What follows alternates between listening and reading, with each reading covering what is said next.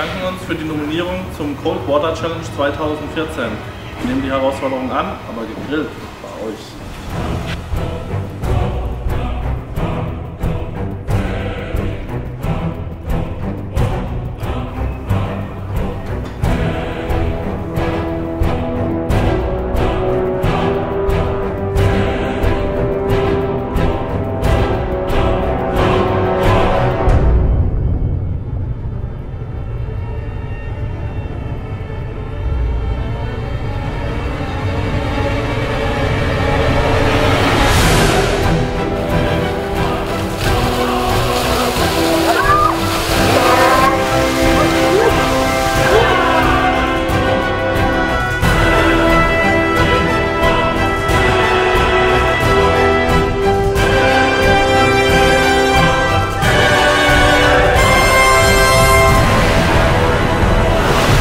Wir nominieren den Ortsverband Radeburg, Radebeul, den Ortsverband Harburg und den Ortsverband Wuppertal.